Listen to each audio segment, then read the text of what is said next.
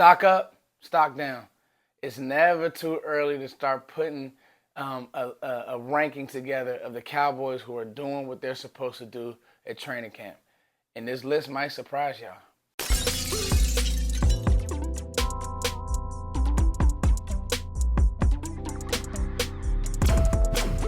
So we've been in pads now for about 2 days, 2 or 3 days. They didn't practice yesterday. I think one of the misconceptions is that, well, camp just started. Players have time to get going. No. There's guys walking around. There's GAs, coaches assistants. In college they would call them a GA, but there's coaches assistants. There's meetings. There's coaches. There's evaluation happening. Jerry Jones walking around. Stephen Jones and Will McClay walking around. Trust me, from the moment you got off that flight, Will McClay's job is to replace you. Will McClay's job is to make sure that you are doing what you're supposed to do and that you're supposed to be on this roster. So from the moment they've been doing 7-on-7 without pads on to the moment pads came on, Will McClay is watching. These guys are watching everything. So stock up, stock down. Honestly, I've seen enough right now to kind of put a list together and just say like, yo, these players came into training camp ready to go. Their body looks fine. Their speed, their twitchiness, all that type of stuff. So to me, it's really never too early because once preseason game starts rolling and there's a preseason game tonight, like football is officially back. Once preseason gets going, hey, you're going to start seeing people fall off the bridge. You're going to start seeing people fall off of Noah's Ark. If you didn't bring your 2 animals on, you may not make it. you may not make it. So anyway, I want to talk about my stock up, stock down, and 5 players who kind of have shown that they're just more locked in than everybody else. And this is a ranking system. So number 1, it's Brandon Cooks, man. And I know I probably could have went with Micah. Micah's number 2.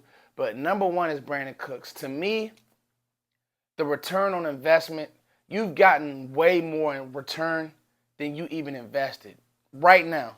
Like right now, I will put him on ice. I will say, Brandon, you start get your veteran days. You're starting to get your veteran days. We know what we know about you. He understands the playbook. He understands spacing. He's another one of those players that can do things in space. He's making guys miss. I mean, we've all seen the highlights from training camp. He's all over the field. And what he's going to do for this offense, I wrote this down. I said, yo, I truthfully do believe that if you had Brandon Cooks in that San Francisco game and he had a rapport with Dak, you probably win that game.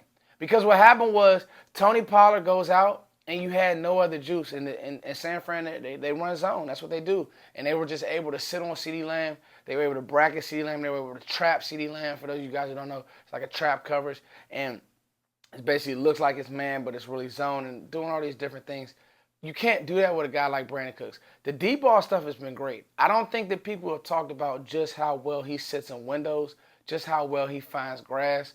So to me, Brandon Cooks has been one of those guys that this offense isn't going to be better than this defense, but this offense will be more efficient than it was last year. I truthfully believe that. You hear these guys talking about they know where they're supposed to be. They can play fast. They're supposed to get the spots. It's one read, ball out, all that type of stuff. I think that's perfect for what Dak could do because Dak, he doesn't have a limited skill set. Like Dak could do it all, but just making things easier, why not?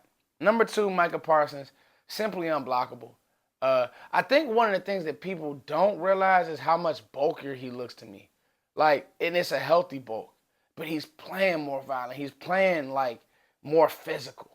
You just see him flying around. He's flying through blocks. He's knifing through blocks. It was one play where I'm listening to the video and he knifes through there. You just hear Mike McCarthy say, God, he was upset. So Micah Parsons, I don't need to spend a bunch of time on 11. We know who he is. And he's coming to camp, and I think it's scary that he's probably gotten better. So don't need to spend a bunch of time on him. But CeeDee Lamb, I think Brandon Cooks and CeeDee Lamb are tied together because I truthfully do believe that in every room you need a guy that you can look to and say, he doing some things. I need to make sure that I stay on my grind.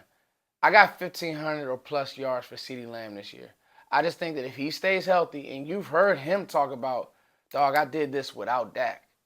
What the numbers he put up last year, I did this without Dak for 6 games. Him and Dak are like this now.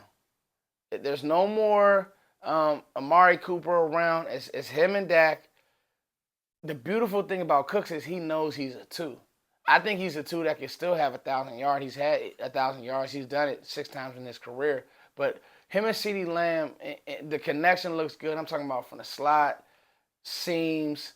You see fade ball looks amazing. They ran a little rub route where he runs like not like a corner. It's like a skinny corner back of the end zone.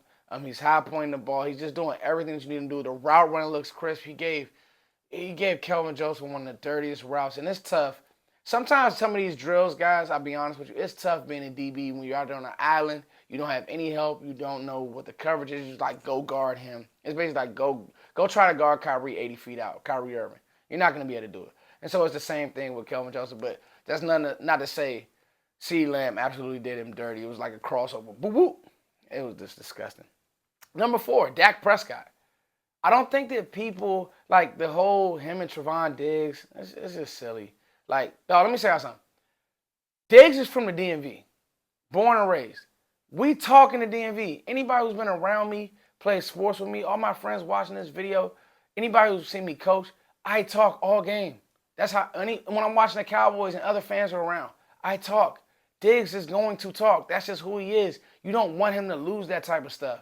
And Dak is going to pop his pop too. Dak's from Louisiana. That's what they going to go at it. And then they're going to dab each other after practice, and that's the end of it. It's disgusting how much these guys cover the game, and it's like just Lulu's, like it's just weird. It's just they're just covering and just making something out of nothing. So anyway, Dak has been really sharp. Dak Prescott has been really sharp. The deep ball looks amazing. The accuracy looks amazing. He has a pick here and there. He's trying stuff. You know, I don't want my quarterback to just go out and play so safe that he's not taking shots, right? And that he's scared to put the ball in harm's way. No, bro, play football. This game is still play football, have fun, make plays. So I think that's what Dak has been doing. He's been that leader. He looks in shape. His feet look good. He's out on the road doing certain things. So I like what I see out of Dak Prescott. And number 5, this may surprise you guys. Eric Scott. Yes, Eric Scott. Every time I look up, this guy's batting the ball away. He's in sticky coverage. Even if the ball is caught, sticky coverage, he's where he's supposed to be. I think his stock up for one reason and one reason only. He's a rookie doing this. He's a rookie playing with this amount of confidence. Preseason is going to be big for him, but he's a rookie doing this stuff. And just a few honorable mentions. Jalen Tolbert has been lights out. Nashawn Wright has been lights out. And Stephon Gilmore. Every video that I watch, even Michael Gallup's big catch, Stephon Gilmore was just in his pocket. Like, he's so sticky in coverage. What a great signing for the Cowboys. He's so sticky in coverage. Even if he doesn't make the play, he's literally right there. And I know when games come, he's going to make the play. So those 3 have been my honorable mention.